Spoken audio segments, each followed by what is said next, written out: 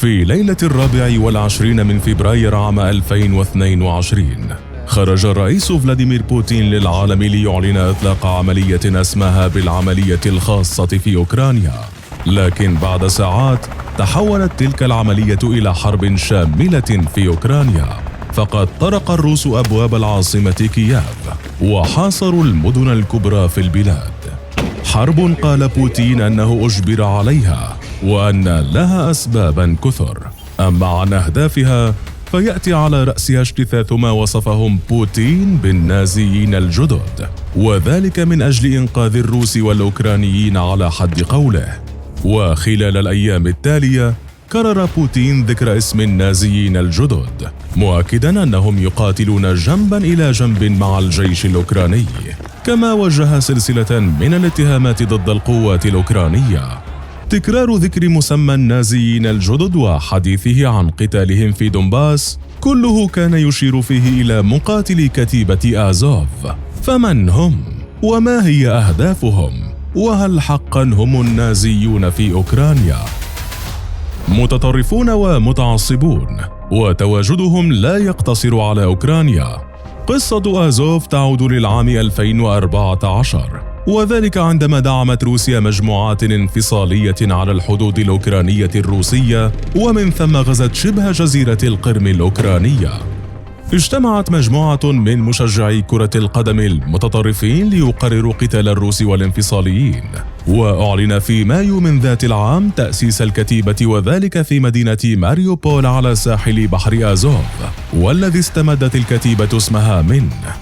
في يونيو من ذات العام سقطت المدينة التي أسست فيها الكتيبة، وذلك بيد مقاتلين انفصاليين موالين لروسيا، لتخوض الكتيبة أول تجربة قتالية لها في مدينة ماريوبول. حينها أظهر مقاتلو الكتيبة أفكارهم المتطرفة، إذ وصفت الاشتباكات التي اندلعت بينهم وبين الانفصاليين بالأعنف خلال تلك الفترة. وقد نجحت الكتيبة مع الجيش الأوكراني باسترجاع المدينة فيما بعد. معركة ماريوبول أعطت الكتيبة قوة ونفوذا داخل الجيش الأوكراني، ليعلن في 12 من نوفمبر دمج كتيبة آزوف في القوات النظامية المسلحة، حيث بات جميع المقاتلين فيها أعضاء متعاقدين يخدمون في الحرس الوطني الأوكراني، ما زاد من نفوذ الكتيبة بشكل كبير حتى أصبحت ركناً أساسياً من القوات العسكرية، وظهرت مساعيها لقيادة البلاد. حتى تقارير غربية أشارت إلى أن مؤسسي الكتيبة لهم اتصال مع الحزب النازي في ألمانيا، وأن الكتيبة تتبنى إيديولوجية النازيين الجدد، إذ تدعو لتفوق العنصر الأبيض في أوروبا. كما أن كتيبة آزوف تعرف نفسها بأنها منظمة قومية متطرفة، وتقول أن كل تركيزها يصب في الصراع الدائري بين روسيا وأوكرانيا، إذ تسعى لتحقيق استقلال الأمة وكرامتها على حد قولهم.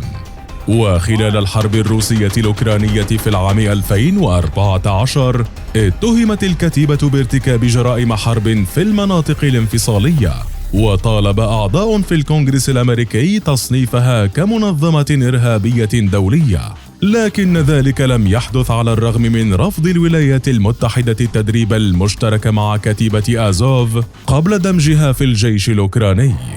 وبعد دمجها بعدة سنوات تحولت الكتيبة إلى فوج داخل الحرس الوطني، كما منح بعض المتطوعين الأجانب فيها الجنسية الأوكرانية، وتلاشت تدريجيا الأحاديث عن الإيديولوجية المتطرفة للكتيبة، إذ وافقت الولايات المتحدة فيما بعد التدريب المشترك معها.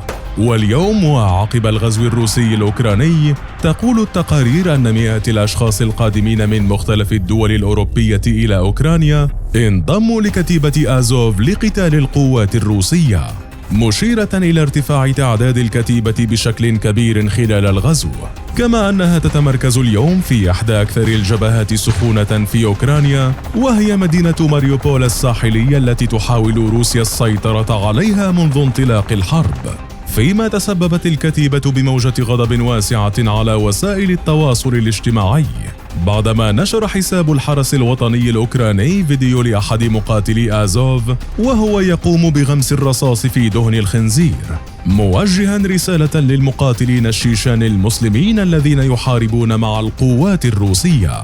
وهو الفيديو الذي وصف بالاستفزازي وأعاد الحديث عن أفكار الكتيبة المتطرفة.